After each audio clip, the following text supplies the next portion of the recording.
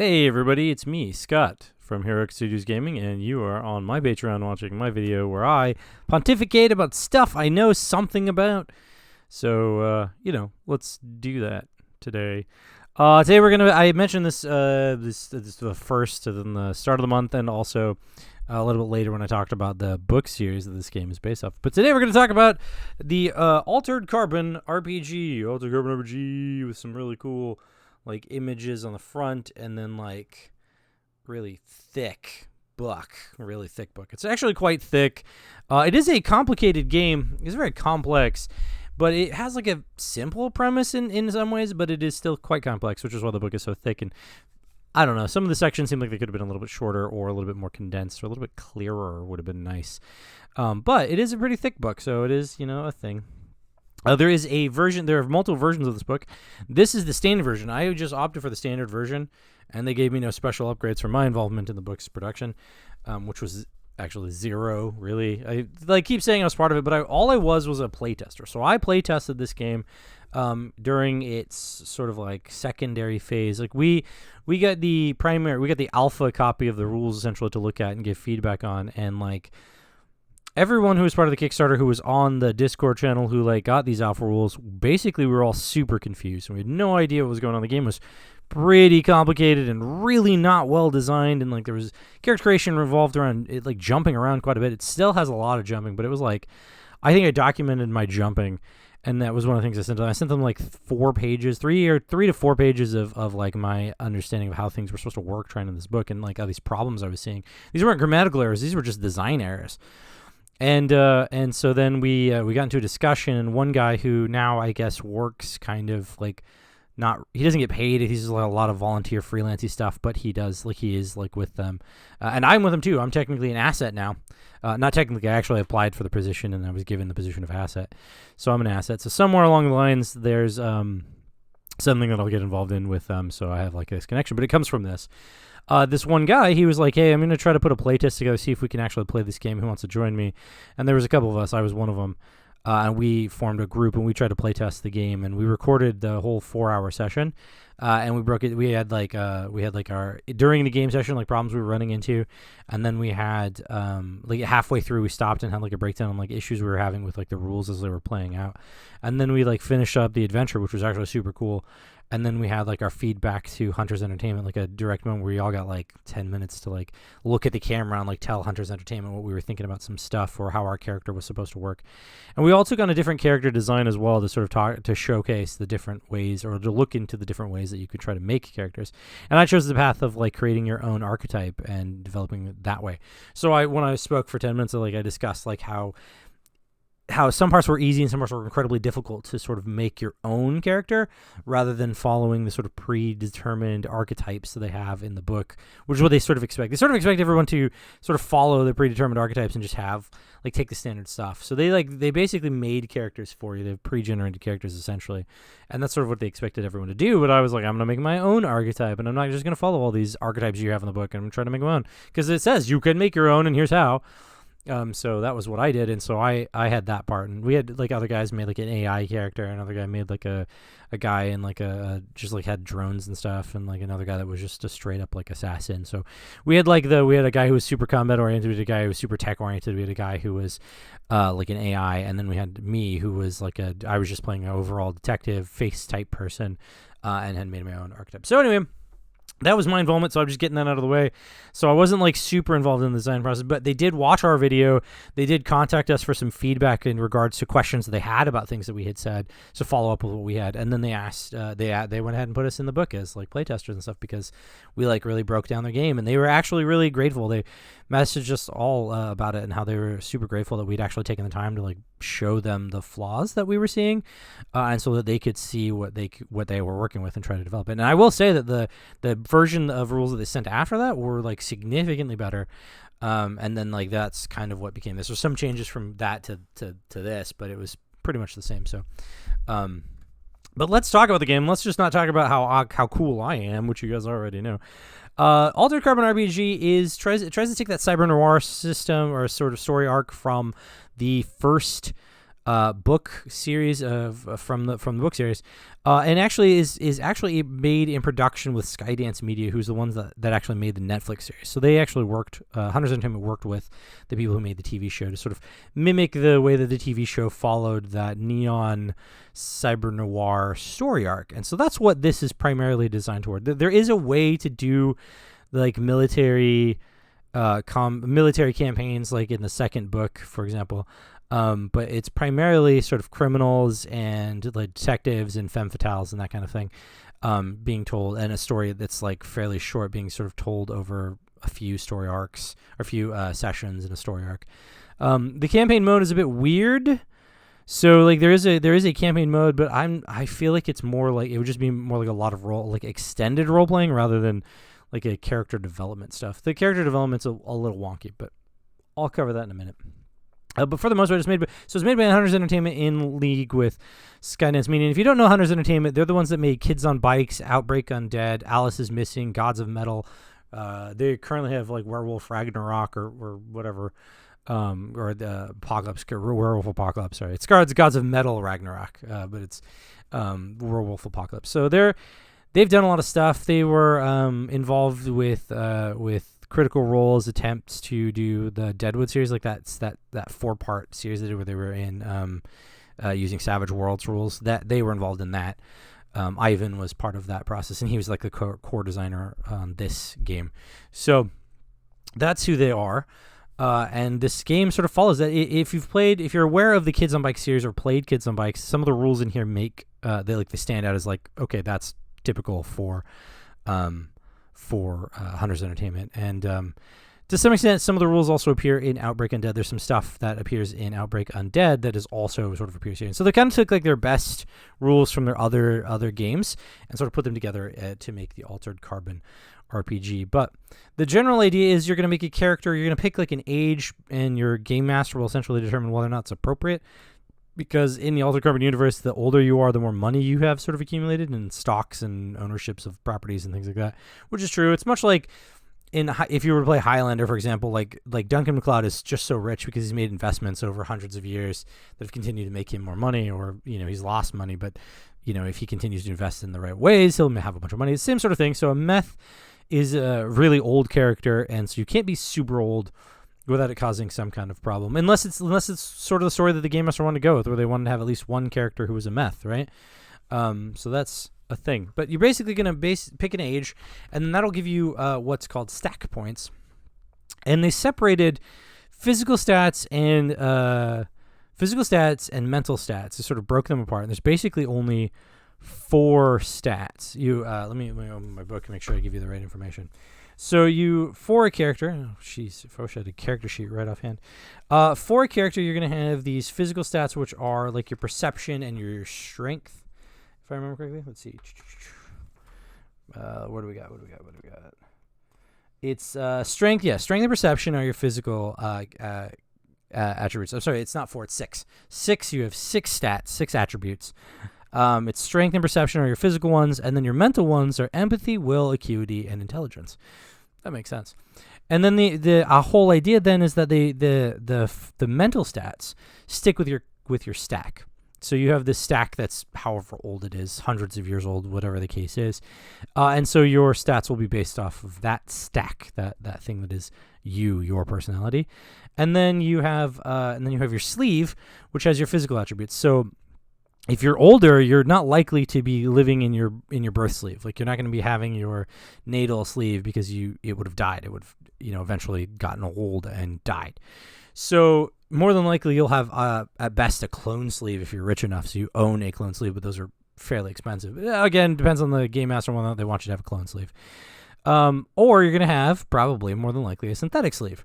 And so people with synthetic sleeves, there's like an upside and downside. So like a natal or clone sleeve is going to have base attributes of 30, right? So everyone's going to start with 30, and then it'll work up from there, and then your max attribute of 50. Well, with the synthetics, they start at 30 as well, but they could, depending on like their level of synthetic, could start at 35. And then the downside is that the low grade synthetics, on top of having a bunch of other problems, which is more about your thing when you nuances of your character creation later on. Aside from having a few problems, they're also going to have a max attribute of 40, right? So you have this like minimal like window of attribute that you can have if you have this low grade synthetic sleeve.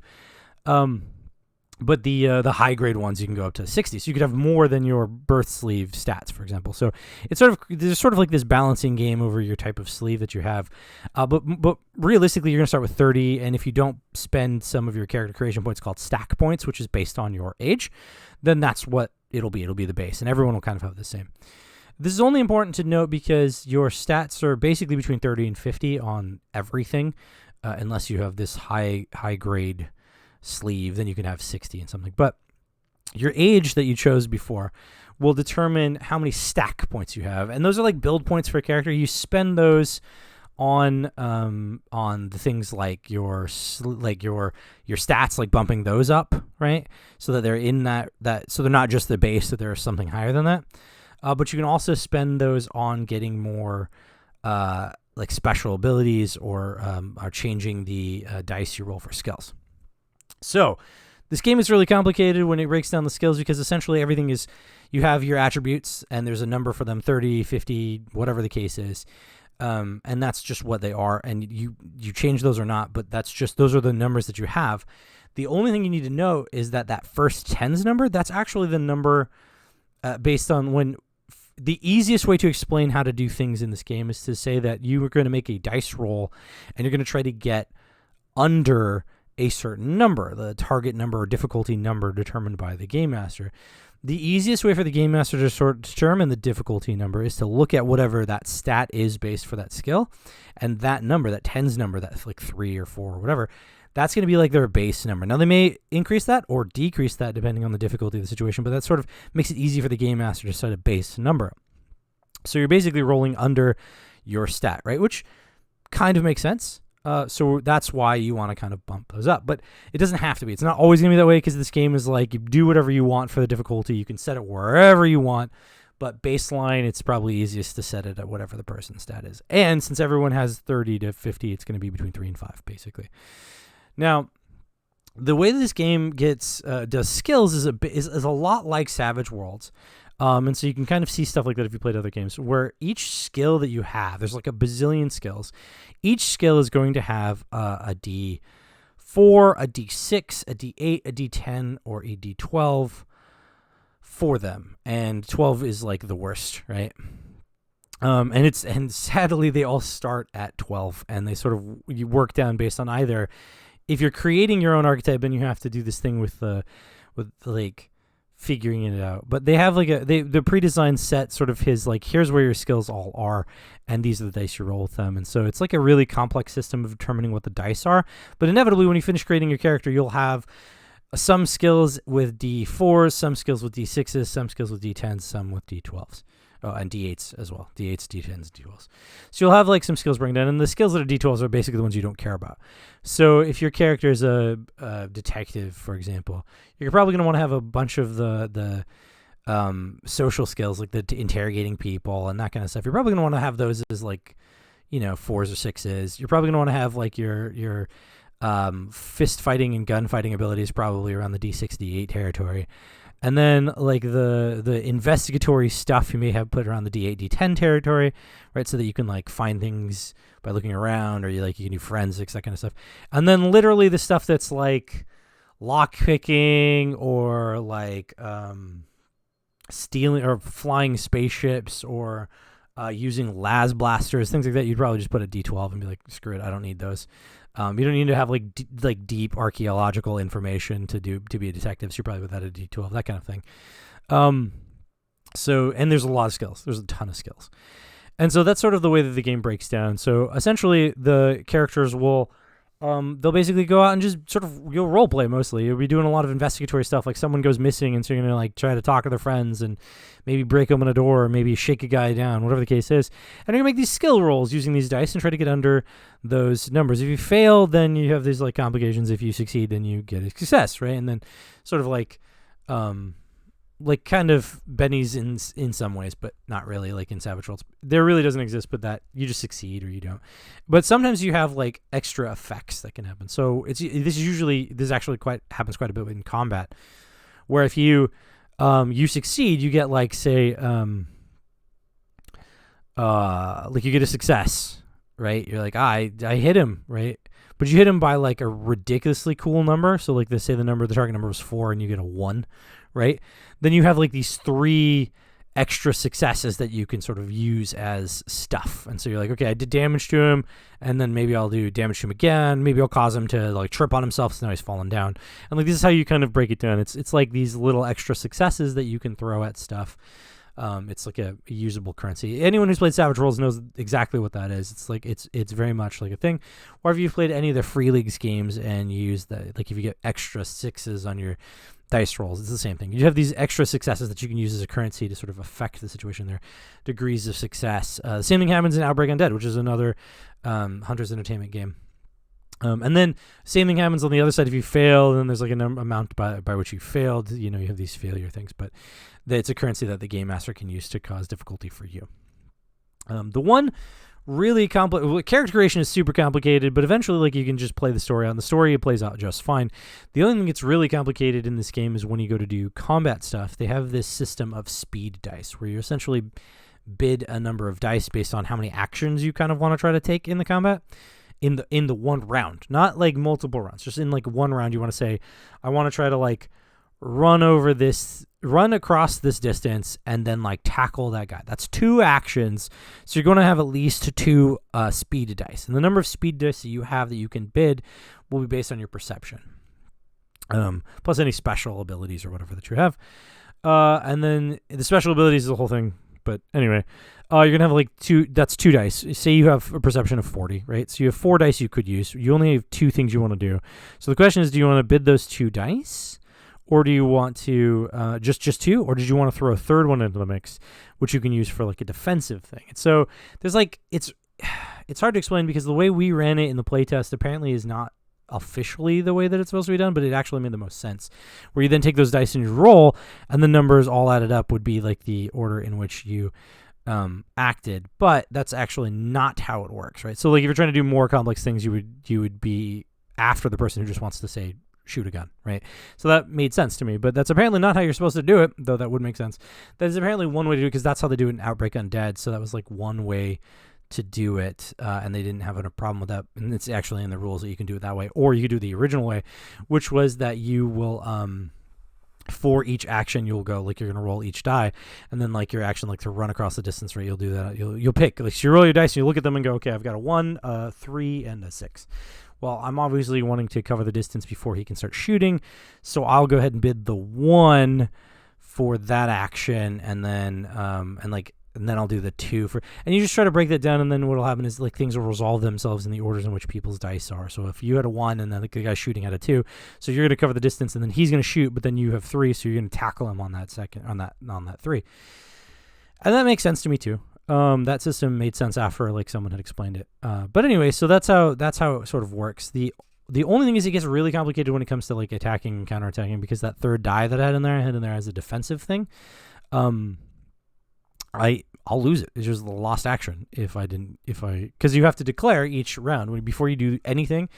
Before anything happens, you have to declare each round. So the combat in the system is actually really slow, which is very strange because in the show it's quite fast, right? But it's kind of slow because each round everyone has to declare their intentions, pick how many dice they're going to bid, roll those dice, bid those dice, and it takes a lot longer to do actions that you want to do. So that's how the combat breaks down. But in essence, the game as a cyber noir role playing system, it is wonderful. The combat can be whatever it is, but it is a wonderful system for like just role playing out this sort of cyber noir thing. And then when you have to do a dice roll, it's like a simple, okay, I've got to get below 4, and I'm rolling a d6, so I'll probably be fine, or that kind of thing. And so it sort of lends itself to sort of building this idea that you're going to be role-playing more than you're going to be fighting. And then finally, when you go to develop your character, you're essentially going to get stack points. So the game master's going to be like, all right, you guys, I'm giving you 7 stack points or 10 stack points or whatever, based on however they want to break it down. In campaign mode, it's like you wait until the end of a story arc, and then you roll a D100, and then you minus their current stack. It's like a complex system for figuring it out, but the simplicity is you're going to get X number of stack points, which you then continue to use like you would before, where 10 stack points means you can lower a die from a 6 to or a 10 to an 8, right? So that kind of thing, and then you're just going to do that, and so that's simple. But the long-term like campaign modes are weird because they wanted to slow down. Originally, the system was the slow build each time, so you essentially would never level up unless you were playing a campaign, and then you would get through like a whole chunk of story before you guys would the characters would all get stack points to use to like level up, which I thought was quite strange. I was like it's gonna be 10 sessions before a character can like do anything to change their character. That seems weird. But they changed that, and they also changed the costs of stack stuff because we had brought that up. So like getting a specialization in a skill, which means you get to like, you get to increase the number or whatever that you have to roll under. That creates or that be dropped from like 40 to like 15 or something. That was like, oh, okay, that's way more reasonable. And so that's how the game breaks down. It is. Like I said, it's interesting for the role-playing people who love role-playing. It's not so great for people who like combat because the combat system is quite complex. And every time I've seen even them run it officially, it still kind of breaks into this like long back and forth that could be done a lot faster. But that's just my opinion on the matter. I do think that there might be a way to make the speed dice work a little bit better, but I don't know.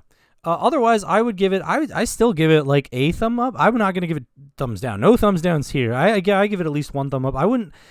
Some of the complex things about it would make it harder for most people. There's a barrier to entry for sure, and I've even explained like a person that I know from playtesting Maximum Apocalypse, who I still sort of see on Facebook and stuff a lot, has asked like multiple times for people to help him learn the system, and I've even tried to sit down and explain it to him, and he still has trouble really wrapping his head around it. But he really wants to know it, but he just fails. And so that's the thing that with this game is that there's a big barrier to entry, which is a knowledge barrier to entry, and it really takes a lot of reading and understanding to get through it, or having somebody who really understands the game showing and breaking it down for you, and then you try it out with them. So I give it 1 thumb out of 2. There could be a second thumb, but there isn't. I give it 1 thumb, and I would say that it's probably cool if you like the Altered Carbon universe, but mostly what you want to do, and this is my recommendation, what you probably want to do is spend the extra money to get the deluxe edition that has like a cool book sleeve, or I think there's a version that also comes with like a cortical stack coin, like a challenge coin that's a cortical stack, which is super cool if you like the show.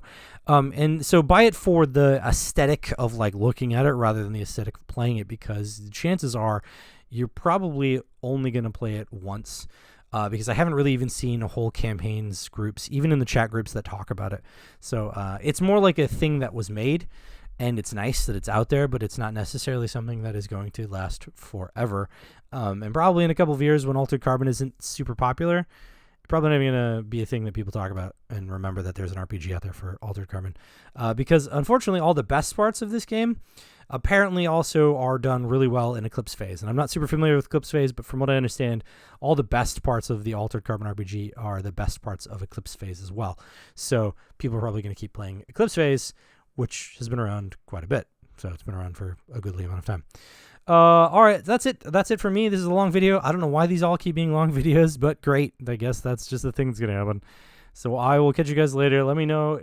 Maybe I'll run a game of Altered Carbon RPG. The problem is that I don't know that I would, because I would have to have pre-generated characters. In theory, I'm supposed to receive an entire pre-generated campaign arc, well, a 3-part story arc, and so far I only have 1 part because Hunter's Entertainment's been really slow in providing it to everybody. Maybe I'll run a game for some people if they want it, but the problem would be having to explain the rules to you guys, whomever is playing it. But we'll see. Maybe you can con me into it. I don't know. Anyway, I'll see you guys later. Bye.